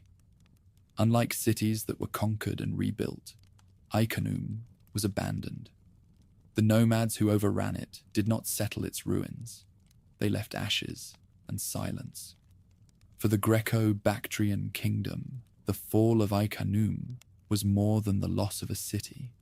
It was the symbolic end of Hellenism in the Oxus Valley. Bactra still stood, and Indo-Greek kings continued to rule south of the Hindu Kush, but the shining experiment of transplanting a Greek polis into Central Asia was extinguished. The ruins bore witness to the fragility of cultural brilliance when surrounded by hostile forces. Yet the legacy of Ai Khanoum endured. The coins buried in its soil traveled eventually to museums, telling the story of a Greek city at the edge of the world. The Delphic inscription revealed the persistence of Hellenic philosophy far from home. Sculptures and architectural fragments testified to the fusion of styles that had flourished there. Even in destruction, Icarium remained a window into the Greco-Bactrian world at its height. In later centuries, when travelers and scholars pondered the fate of the Greeks in Asia, Icarium became the symbol of both achievement and collapse. Here had stood colonnades as fine as any in the Mediterranean, theatres echoing with laughter, gymnasia training youth in Homer and wrestling. And here too, the torch of Hellenism guttered out under the assault of nomadic horsemen. The people who survived scattered. Some fled south into Indo-Greek territories, carrying stories of the city's fall. Others may have been absorbed into the nomadic confederations that now ruled the plains. A few perhaps drifted west, seeking refuge in Parthian lands. The community that had sustained Icarium vanished, leaving behind ruins that spoke louder than any chronicler's words. For the Indo-Greek kings still ruling in Gandhara and Punjab, the fall of Icarium was both warning and opportunity. It showed that Bactria could no longer serve as a bastion, but it also meant that power shifted decisively southward. From this moment, the center of Greek life in Asia lay not in the Oxus Valley, but in the Indian frontier. The old dream of a Greco-Bactrian kingdom spanning both sides of the Hindu Kush was gone forever. Standing amid the ashes, one could imagine the silence after the flames died. The colonnades cracked, the statues blackened, the theatres empty. Where once Greek voices had debated philosophy, wind now whistled through ruins. Icarium had been the jewel of Hellenism in Central Asia, and its destruction marked the twilight of Greek Bactria. After the fall of Icarium, the Greco-Bactrian kingdom was a shadow of its former self. The Oxus Valley, once fertile and glittering with Greek cities, now lay scarred by fire and abandonment. Into this landscape stepped Heliocles I, remembered as the last significant ruler of Bactria. His reign was marked not by conquests or prosperity, but by desperate defense, a final attempt to preserve what little remained of the realm. Heliocles came to power in a world already transformed. The Yuezhi had poured into the northern plains, settling lands once farmed by Greeks and Iranians. The Sakas, too, continued to raid, their horsemen sweeping through valleys with terrifying speed. What territory still answered to a Greek king was shrinking by the year. Bactra, the capital, remained in royal hands, its walls still strong, but beyond them the countryside was slipping away. The king's strategy relied on fortresses. Garrison towns along the Oxus became refugees for displaced settlers, their walls reinforced and supplies stockpiled. Watchtowers lined mountain passes, signaling with fires when raiders approached. Soldiers patrolled the valleys, but their numbers were thin, and each campaign cost dearly in men and coin. The once proud Greco-Bactrian army, famed for its cavalry and disciplined phalanxes, was now a patchwork of weary veterans, mercenaries, and hastily trained recruits. Still, resistance persisted. Heliocles personally led expeditions to repel nomadic incursions, earning loyalty from soldiers who admired his courage. Skirmishes along the Oxus often ended in Greek victories, though temporary and local. Villages were reclaimed, only to be lost again months later. Each success bought time, but not security. The kingdom fought not for expansion, but for survival. Merchants who had once thrived on trade through Bactria now diverted their caravans. Routes shifted southward into Parthian domains, or bypassed the Oxus entirely. Markets in Bactria dwindled, and coinage grew debased as silver supplies dried up. Where once Greek kings had minted coins of fine artistry, Heliocles' issues appear crude, a reflection of the kingdom's declining fortunes. The proud propaganda of earlier generations, Athena hurling thunderbolts, Zeus enthroned, remained. But the reality behind the symbols was fragile. In the city of Bactra, daily life carried on with a grim edge. Families crowded within the walls, refugees mingling with long-settled citizens. Temples to Greek gods still received offerings, but many worshippers now turned to Iranian cults or local deities for protection. Fire altars burned alongside statues of Apollo, a reminder of the cultural mixture that had defined the kingdom. Yet hope was fading. Rumors spread of entire districts lost to the nomads, of farms left fallow, of towns emptied overnight. The Yuezhi, unlike the raiding Sakas, sought new homelands. They advanced slowly but steadily, establishing camps that grew into villages and villages that grew into domains. Each season saw them pressing deeper into former Greek lands, their herds grazing where colonists had once planted wheat. Resistance delayed but could not reverse this process. The Oxus Valley was becoming theirs. Heliocles held out as long as he could. His capital endured, its walls manned, its granaries guarded. Yet the ring was tightening. By the 130s BC, reports reached him that entire provinces had fallen beyond recovery. Margiana and Aria, once secure, now lay in Parthian hands. Northern Bactria was lost to the Yuezhi. Even within the capital, shortages and unrest grew. The king, who had once styled himself as heir of Alexander, now commanded little more than a besieged enclave. Archaeological traces confirm the disruption. Layers of ash and abandonment appear across settlements of the Oxus region, signaling collapse. Greek-style houses were deserted, their courtyards overgrown. Pottery workshops fell silent. Irrigation canals, the lifelines of agriculture, clogged with silt when no one remained to maintain them. The infrastructure of centuries withered in a single generation. For the surviving population, choices were stark. Some fled south into Indo-Greek territories, where kings still ruled in Gandhara and Punjab.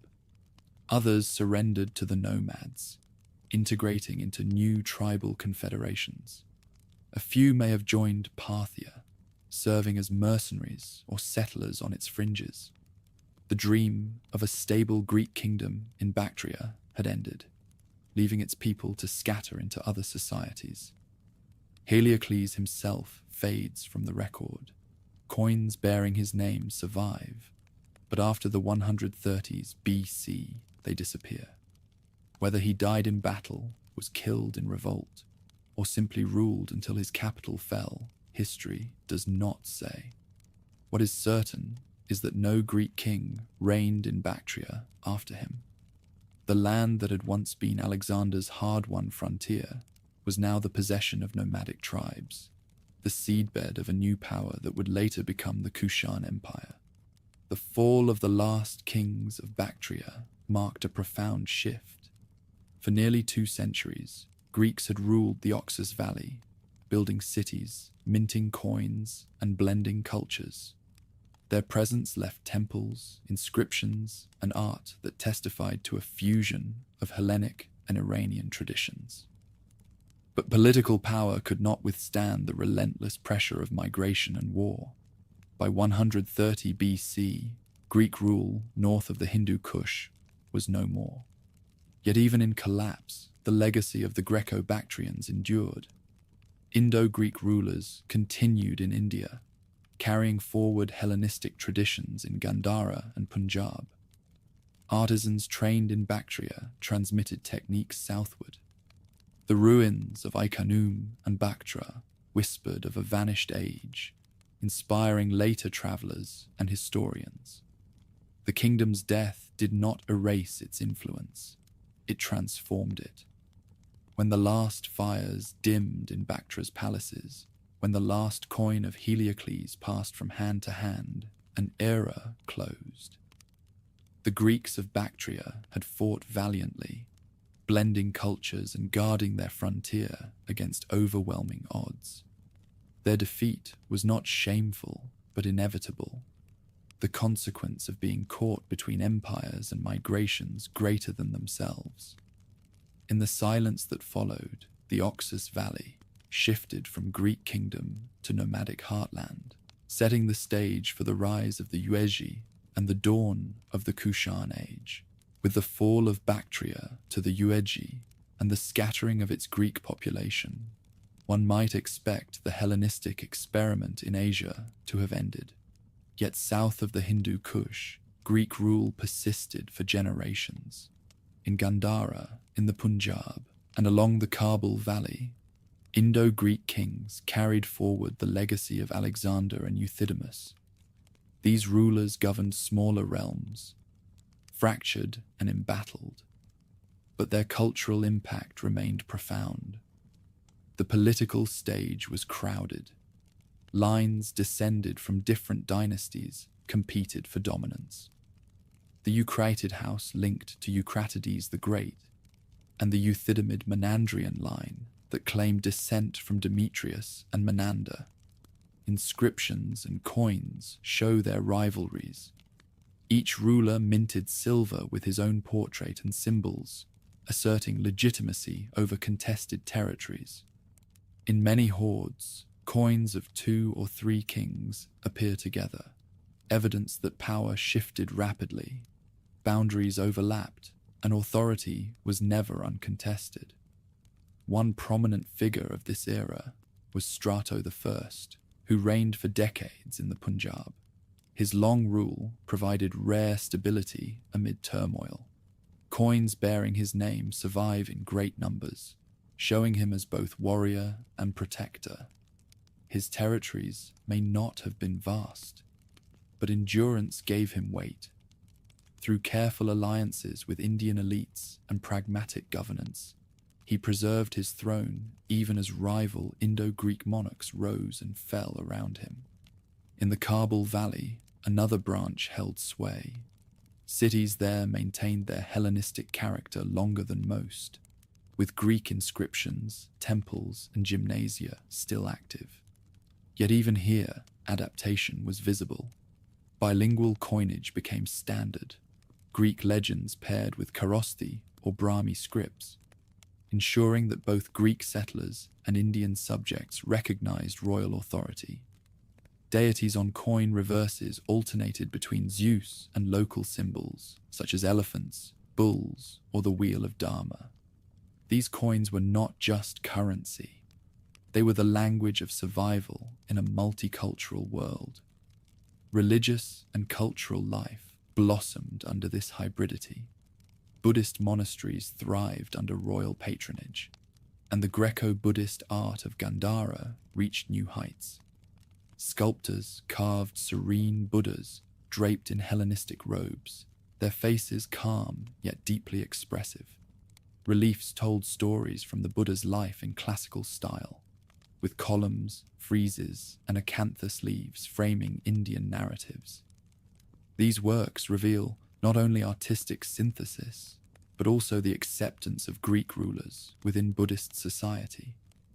Kings who once minted coins with Athena now appeared on monuments that honored the Enlightened One. In urban centers like Taxila, daily life reflected the blend. Greek-style houses stood beside Indian courtyards. Markets offered both olive oil and ghee, wine and spiced sherbets, imported amphorae and local pottery. Philosophers debated in Greek, while Buddhist monks expounded the Dharma in Prakrit. Festivals combined Hellenistic processions with Indian rituals. This cosmopolitan atmosphere was fragile but real, testimony to the adaptability of Indo-Greek kingship. Yet the political map grew ever more unstable. Indo-Scythians, known in Indian sources as Shakas, pressed into the northwest from the Iranian plateau. By the late 2nd and early 1st century BC, their migrations turned into invasions. Greek armies resisted, but the Shakas fought with tenacity and numbers. Fortresses along the Indus changed hands. Cities shifted allegiance, and Greek rulers lost ground. Each defeat shrank their domains further. Still, the Indo-Greeks proved resilient. Even as territory contracted, they clung to urban centers and fertile valleys. Strato I maintained control in the Punjab, issuing coinage that emphasized his role as savior and protector.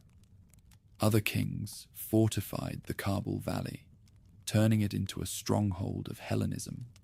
These pockets of survival endured for generations, though increasingly isolated from one another. Numismatic evidence, again, provides the clearest picture. Coins from this era often show kings in military attire, holding spears or mounted on horses, projecting strength in the face of threat. Reverses carried symbols appealing to Indian audiences, ensuring continued acceptance. The persistence of such coinage, struck in large quantities, suggests that commerce did not collapse entirely. Greek rulers still collected taxes, paid soldiers, and maintained networks of exchange, even as their borders shrank. For ordinary people, life under the Indo-Greeks was marked by continuity more than disruption. Farmers tilled their fields, monks recited their texts, merchants plied their trade. What changed was not daily routine, but the identity of the ruler whose face appeared on silver. To villagers along the Indus, the shift from one Greek king to another, or from a Greek king to a Shaka chieftain, often mattered less than the demand for taxes and the promise of protection. Nevertheless, the gradual erosion of Greek authority was undeniable. Each generation saw less land controlled by Greek monarchs. Each wave of invasion forced kings to retreat further. By the early 1st century BC, the Indo-Scythians controlled much of western Punjab, leaving only fragments to Greek rulers. Gandhara, once the heart of Indo-Greek culture, slipped from their grasp. The Kabul Valley and eastern Punjab remained, but even there pressure mounted. Culturally, however, decline did not mean disappearance. Indo-Greek kings left behind a remarkable legacy of tolerance and synthesis. Their bilingual coinage became models for later rulers, including the Kushans, who adopted similar practices.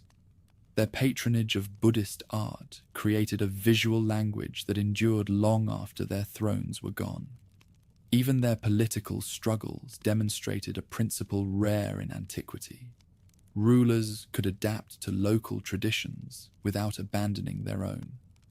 By the time the 1st century BC closed, the Indo-Greek world was fractured into small enclaves. Some rulers bore Greek names, but operated as local chieftains with limited sway. Others, like Strato I and his descendants, maintained legitimacy through endurance and coinage. Yet none commanded the vast dominions of Menander or Demetrius. The Indo-Greek kingdoms had entered their twilight. And still, amid twilight, light lingered. In Taxila's monasteries, monks copied texts while Greek inscriptions adorned stupa railings. In Kabul, artisans carved Buddhas in robes shaped by Greek chisels.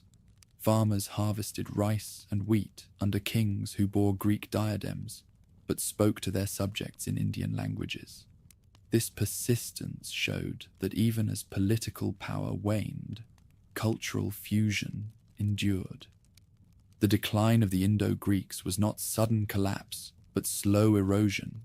Unlike Ai-Khanoum, which perished in fire, these kingdoms faded gradually, absorbed piece by stronger powers.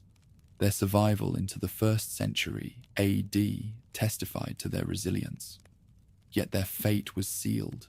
The tide of Indo-Scythians, and soon after, the Kushans, would sweep away the last enclaves. By the end of their story, The Indo-Greeks no longer ruled vast territories or commanded mighty armies. They held fragments, defended traditions, and passed on a legacy. When their thrones fell, they left behind something greater than borders, a cultural synthesis visible in art, coinage, and memory. Their decline was real, but their contribution to history was lasting. In the closing decades of the 1st century BC, the torch that had burned in Bactria and India for nearly 200 years flickered low. The Greeks who had followed Alexander, who had built cities in the Oxus Valley and crossed into Punjab, now ruled only scattered enclaves. Yet their eclipse was not an abrupt annihilation, but a transformation. Out of their fading kingdoms rose new powers that carried forward many of their traditions. The Yuezhi, who had driven the Greeks from Bactria, settled firmly in the fertile plains of the Oxus.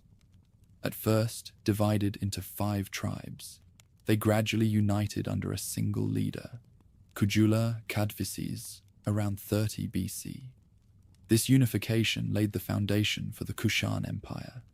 From their strongholds in Bactria, the Yuezhi expanded southward, pressing into the territories once held by Indo-Greek kings. Greek settlers, who remained in the north, either assimilated into the new order or drifted south to join their kinsmen in India. In Kabul and Gandhara, Greek kings still clung to authority. Hermaeus, one of the last great Indo-Greek rulers, minted coins into the early 1st century AD. His silver issues show him in armor, facing the viewer as warrior king, while reverses carry Greek deities and symbols of power. Yet his reign stood on shifting ground. Kushan pressure mounted from the north, while Indo-Scythians pushed from the west. Even the richest cities could not resist indefinitely when caught between such forces. Eventually, Hermaeus's coins were overstruck by the Kushans, who kept the imagery but inscribed their own names, a silent acknowledgement that Greek forms still carried weight even under new masters. Strato II, ruling in the Punjab, is remembered as the last Greek king of India. His coinage, struck well into the 1st century AD, shows that pockets of Greek authority endured surprisingly long. But his kingdom was small, more a local chiefdom than an empire, and when Indo-Scythians advanced, his power dissolved. By 10 AD, Greek monarchs had vanished from South Asia's political stage. Their names faded into memory, preserved only in scattered coins and fragmentary chronicles. The Kushans, however, did not sweep away the Greek legacy. On the contrary, they absorbed it. They continued minting coins in the Hellenistic style, complete with portraits in profile and legends in Greek script. Their administration borrowed Greek systems of taxation and urban governance. Even their art drew heavily on the traditions fostered by the Indo-Greeks. In Gandhara, sculptors carried forward the Greco-Buddhist style, producing Buddhas with draped robes and lifelike expressions. These images would travel along trade routes, shaping the iconography of Buddhism as it spread to Central Asia, China, and beyond. In monasteries across Gandhara, monks remembered the patronage of Greek kings. Menander I remained celebrated in the Milindapanha, his dialogue with Nagasena studied as a classic of Buddhist philosophy. In Indian memory, he was not a conqueror, but a seeker of wisdom, a foreign ruler who embraced the Dharma. That he remained so vividly in tradition, while other kings faded, speaks to the unique synthesis he embodied. Greek influence also lived on in language. For centuries after the fall of the Indo-Greeks, inscriptions across northern India and Central Asia carried Greek letters. Even when Kushan rulers inscribed their names in Bactrian script, the alphabet itself was Greek. In this way, the conquerors of Alexander left their mark not only in stone and art, but in the very writing systems of successor states. The eclipse of Greek power was gradual, but its inevitability was plain. Surrounded by rising empires and nomadic confederations, the Indo-Greeks could not match the scale of their rivals. The Kushans commanded vast resources, fielded massive armies of horsemen, and controlled trade along the Silk Road. The Indo-Scythians, too, pressed with numbers the Greeks could not equal. Against such forces, the last Greek kings ruled bravely but tenuously, their domains shrinking year by year. And yet, their disappearance did not erase their experiment. Instead, it ensured their transformation. The Kushan Empire, which would dominate Central Asia and northern India for centuries, stood on foundations laid by the Greeks. Its coinage, its art, and even aspects of its kingship bore the stamp of Hellenism. The Gandharan Buddhas, serene and human in form, owed their existence to Greek sculptors who had once carved Apollo and Athena. The Kushan pantheon itself became a cosmopolitan blend. Iranian gods, Indian deities, and Greek figures all appeared side by side. For historians, the Indo-Greeks occupy a liminal space. They were not fully Greek nor fully Indian, but something in between. Their rulers bore Greek names, spoke Greek in administration, and struck coins with Greek deities. Yet they governed Indian cities, patronized Buddhist monasteries, and lived among diverse populations. They were the heirs of Alexander's vision, a world where East and West mingled, not always peacefully, but often creatively. Even their end carries symbolic weight. When Strato's coins ceased, when Hermaeus's face was overstruck by Kushan kings, the political story of the Greeks in Asia closed. But their cultural story continued in the very powers that replaced them. Few conquerors can claim such a legacy, that their successors, instead of erasing them, chose to inherit their symbols and preserve their styles. Archaeological discoveries have illuminated this legacy in striking ways.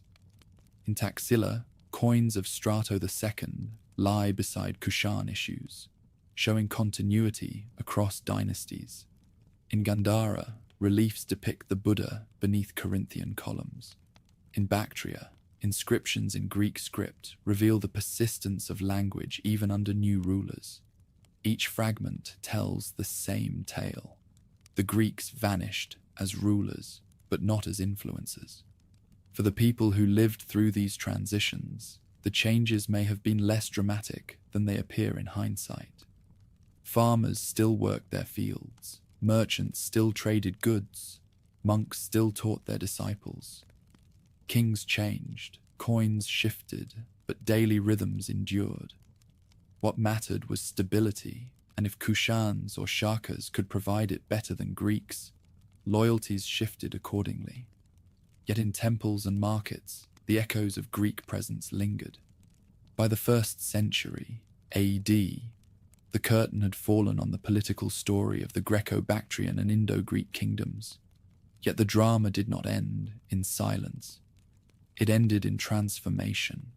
Greek forms woven into new fabrics, Greek ideas absorbed into new religions, Greek art shaping new identities. The experiment that began when Alexander crossed the Hindu Kush did not vanish in failure. It lived on, altered and expanded in the empires that followed. The eclipse of the Greeks in Asia is best seen not as disappearance, but as legacy.